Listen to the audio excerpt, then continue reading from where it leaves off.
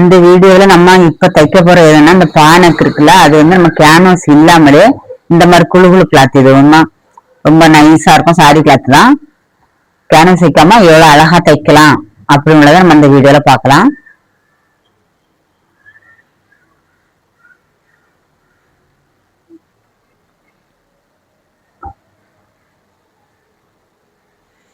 இதுக்கு centre cut பண்ணி விட்டுருக்கேன். அதே மாதிரி தான் அந்த துணியிலையும் மெயின் கிளாத்லையும் சென்டர் கட் பண்ணி விட்டுப்போம்.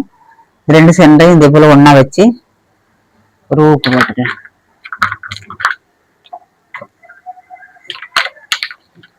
எதுவுமே கிடைக்காது, ஒரு ஊக்கிடுமா.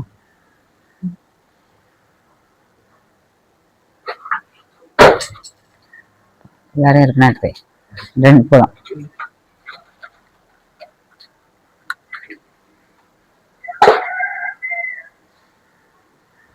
இது சென்டர்ல ஒரு ஊக்கு போட்டாச்சு. அதே போல இந்த சைட்லயும் போடணும்.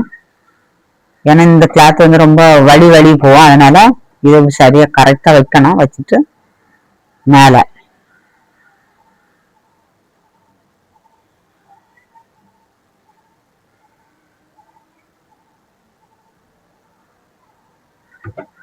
இதுலயும் நம்ம வச்சாச்சு. இந்த சைட்ல இருந்து நம்ம தைக்க தொடங்கினால இந்த சைடு நம்ம வைக்க வேண்டாம்.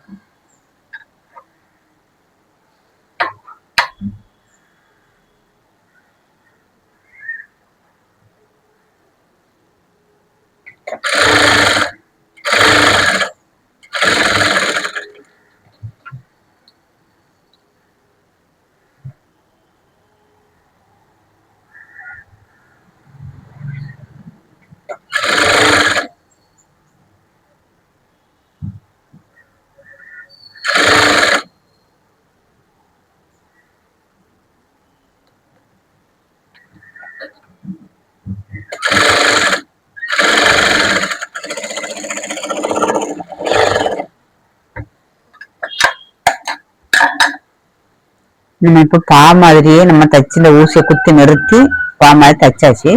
இந்த உள்ள இருக்க துணியெல்லாம் நம்ம கட் பண்ணி எடுத்துடலாம்.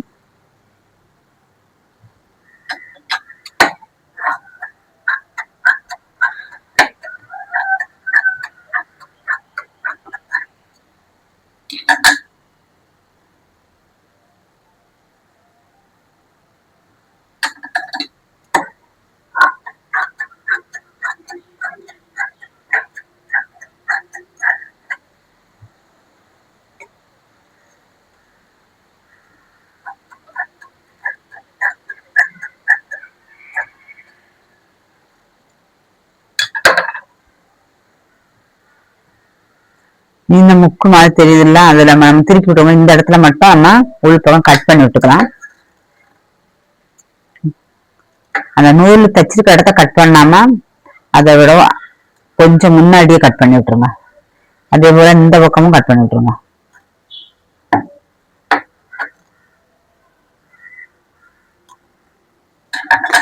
இனி நம்ம இதுல படிமான தையல் போடணும். இப்படி திருப்பிட்டு நம்ம தச்சிருக்கோம்ல, அது இந்த லைனிங் மேல இப்படி திருப்பி வைக்கணும். வச்சுட்டு இந்த ஏற்கனவே தையல் போட்டுருக்க தெரியும், அதை ஒட்டுன மாதிரி தையல் போடணும். தையல் போடும்போது ரெண்டு சைடும் கை வச்சுட்டு துணியை கொஞ்சம் இழுத்து கொடுத்து தைக்கணும், லூஸ் விடக்கூடாது.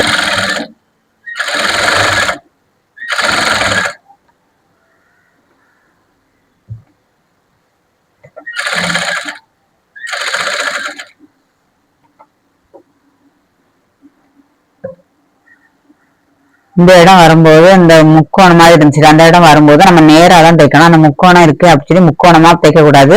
துணியை நம்ம ஸ்ட்ரைட்டா தைக்கிற மாதிரி இழுத்தே தைச்சிட்டு வாங்க.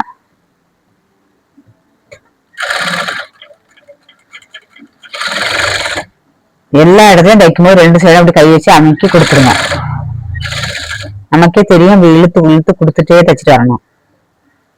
இந்த இவரு இந்த பக்கம் வந்திருக்கா, அந்த நேரா தான் தைக்கணும், தையல் நேரா வரும்.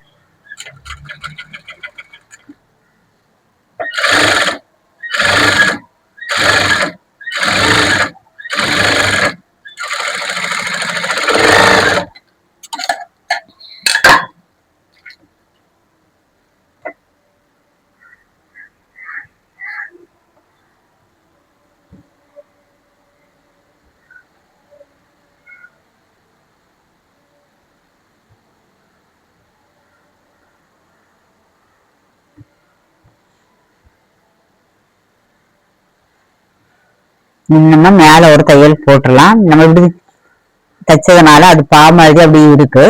நம்ம இதை சைட்லயே ஓரமா தைச்சிட்டு வரலாம். தைக்கும் போது லைனிங் துணி வெளியே தெரியாம தைக்கணும்.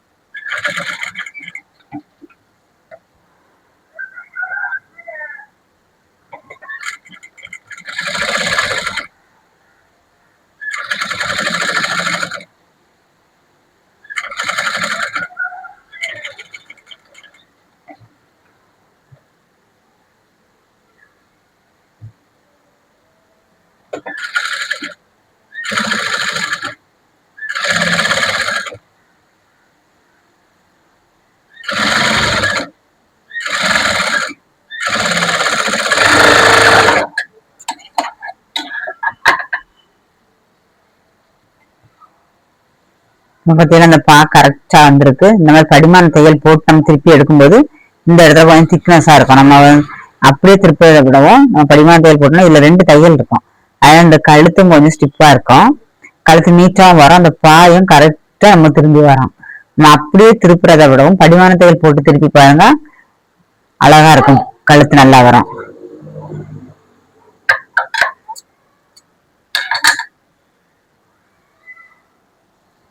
இனி நம்ம எல்லா இடமும் சுத்திலும் லைனிங் மேல தையல் போட்டுடலாம்.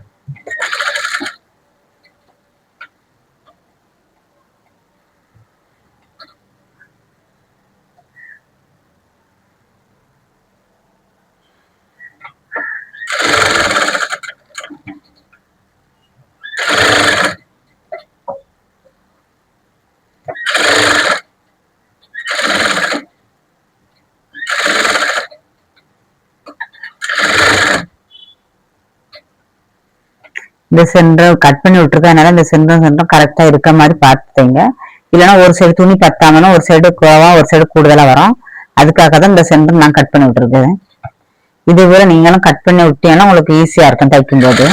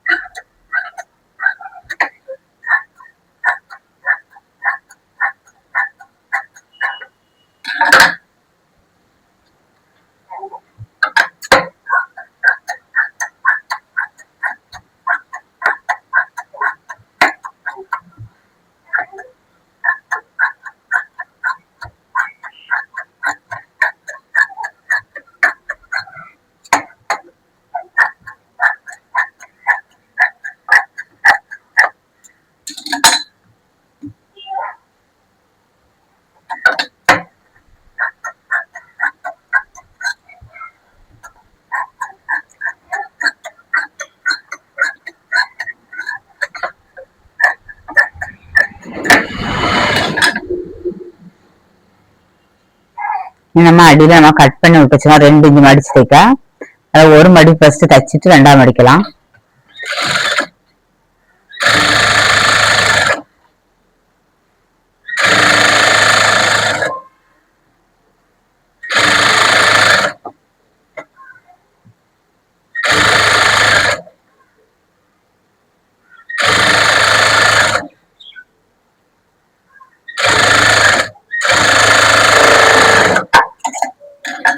இனி நம்ம கட் பண்ணி விட்டுருக்க இடத்த அப்படியே மடிச்சுக்கலாம்.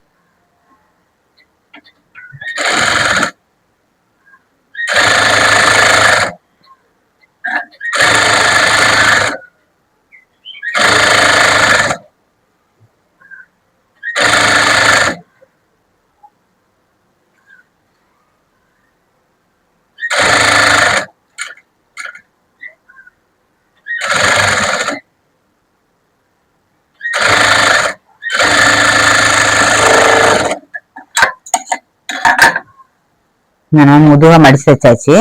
இனி இது 2ஆ மடக்கிட்டு டாட் பிடிக்கிறதுக்கு பார்க்கலாம்.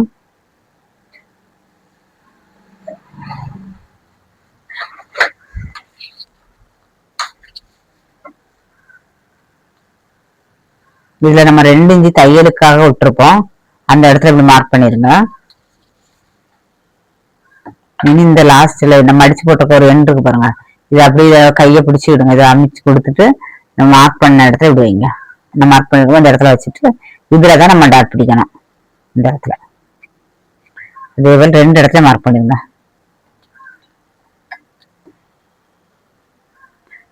மார்க் பண்ண இடத்த அப்படியே மடக்கி பிடிச்சி 1/2 இன்ச்சில் தையல் போடுங்க. இந்த டாட்டுக்கு உயரம் 4 இன்ச்சு வச்சுக்கிடுங்க. 4 இன்ச்சில் மார்க் பண்ணிடுங்க.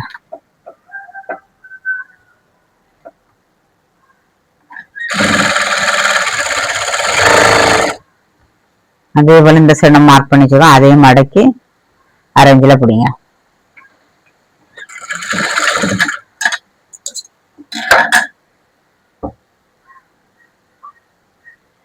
இப்ப நம்ம ஒரு டாட் பிடிச்சதுனால இந்த டாட்டை இன்னும் இந்த டாட்டுக்கு நம்ம அளவு வச்சுக்கலாம். அதை அப்படியே தூக்கி மடிச்சு இதை வச்சு மார்க் பண்ணிருங்க. மார்க் பண்ணி 2 உயரமும் கரெக்டா தான் இருக்கணும்.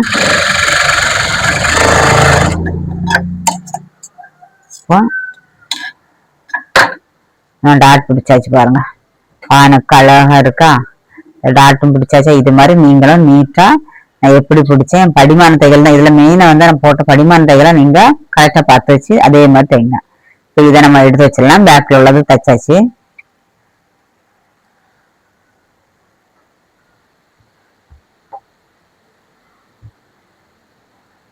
இது பட்டி,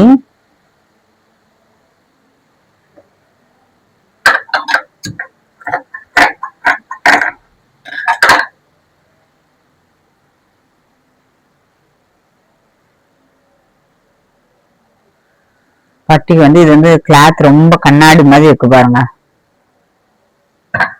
அதனால 2 பக்கமுமே இதே கலர் லைன் இந்த கலர்ல தான் வைக்கணும். வேற துணி உள்ள வைக்கும் போது அந்த துணி வெளியில தெரியாம இருக்க மாதிரி பார்த்து வைக்கணும். அப்ப எப்படி வைக்கணும்னு பாருங்க. ஃபர்ஸ்ட் இந்த துணியை ஒட்டின மாதிரி இதை ஒரு கிளாத் வச்சிடணும். இதுக்குள்ளதான் நம்ம வைக்கக்கூடிய பீஸும் வைக்கணும்.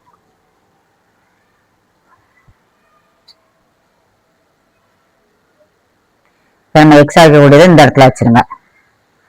அதுக்கப்புறம் இதை வச்சிருங்க.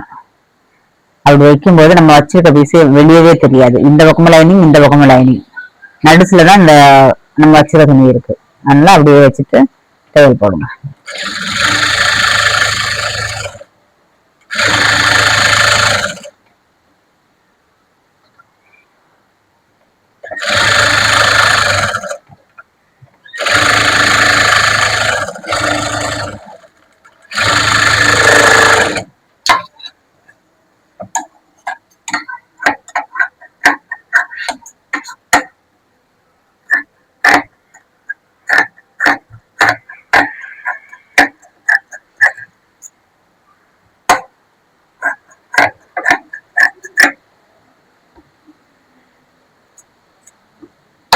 இப்ப நம்ம ஒரு பட்டிக்கு நம்ம தச்சு எடுத்தாச்சு. அதே போல இந்த பட்டியை நம்ம ரெடி பண்ணணும்.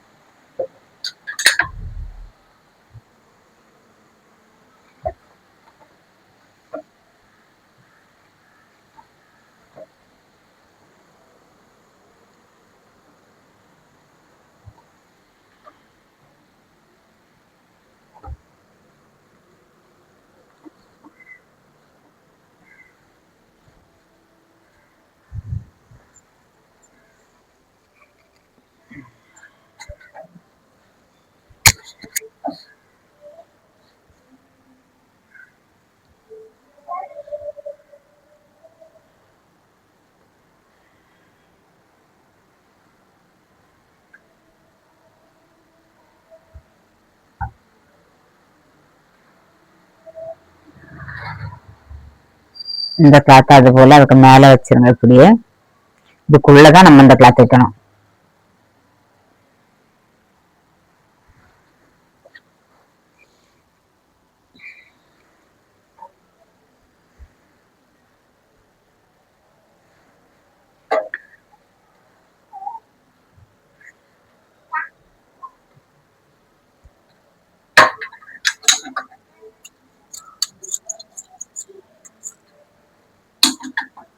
எந்த கிளாத் வேணாலும் நீங்க உள்ள வைக்கலாம். ஏன்னா நம்ம ரெண்டு பக்கமும் துணி வைக்கிறதுனால உங்கள்ட்ட எந்த துணி இருக்கோ அதை வச்சுக்கலாம். ஏன்னா அது வெளியே தெரியாது. வெளியே தெரியற மாதிரி இருந்துச்சுன்னா அதே கலர் மட்டும்தான் வைக்கணும்.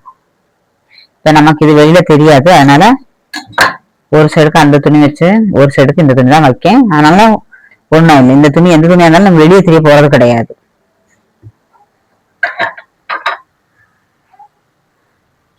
வைக்கும்போது மட்டும் இந்த ஃப்ரெண்ட் வந்து ஒண்ணு இது பார்த்த மாதிரி வச்சுட்டு தைங்க.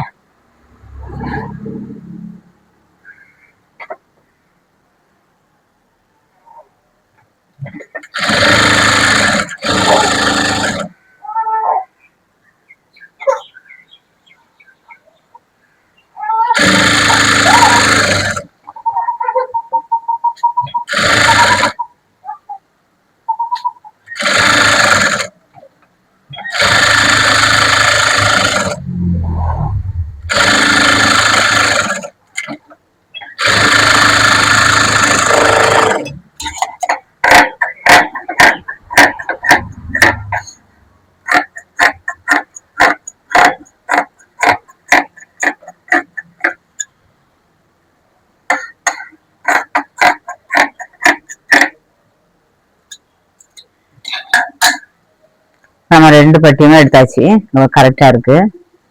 அதே போல இந்த பக்கமும் நம்ம கரெக்டா தான் இருக்கு. கொஞ்சம் எக்ஸ்ட்ரா இருந்துச்சுன்னா நம்ம கட் பண்ணி எடுத்துடலாம்.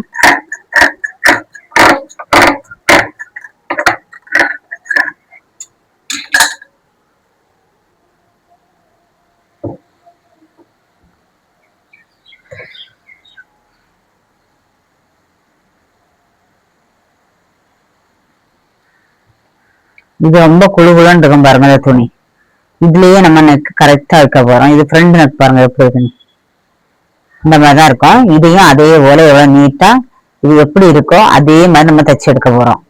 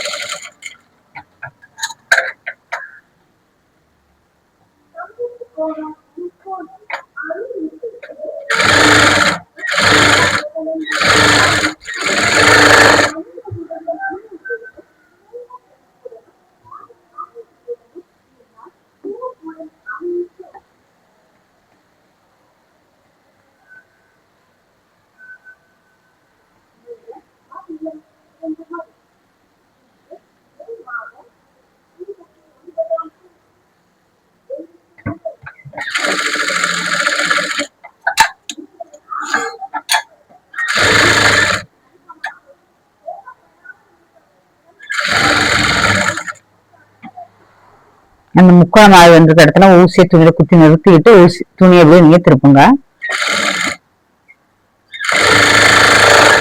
நம்ம ரெண்டு சைட்லயுமே இந்த முக்கால் சைட்ல நம்ம தையல் போட்டாச்சு. இந்த எக்ஸ்ட்ரா கிளாத்தை நம்ம கட் பண்ணி எடுத்துடலாம்.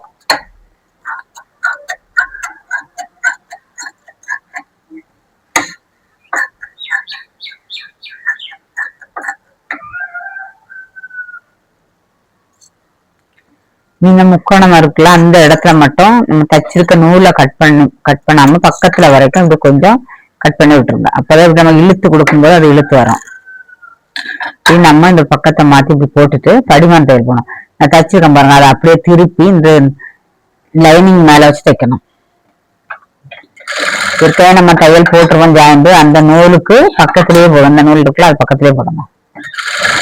துணியை இழுத்து கொடுத்துட்டே வாங்க.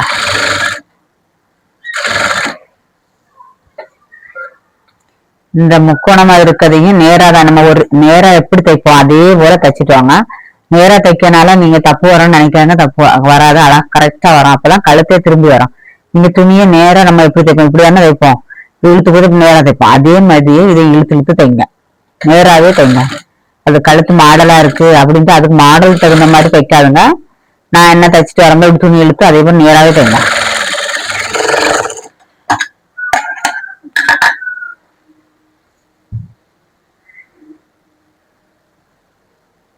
பார்த்தீங்களா எப்படி இருக்குன்னு. நம்ம மேல தையலே போடல, அந்த படிமான தையல்லே அந்த கழுத்து கரெக்டா வந்திருக்கு. இந்த படிமான தையல் போட்டா மட்டும்தான், அதுவும் நான் இப்ப சொல்லியிருந்தாலும் அதே மெத்தட்ல போடுங்க, அப்ப மட்டும்தான் இந்த கழுத்து அப்படியே திரும்பி வரும். நீ மேல தையல் போடாம கூட இருக்கலாம், ஆனா இந்த கிளாத்தை பொறுத்தவரை மேல தையல் போட்டுதான் ஆகணும்.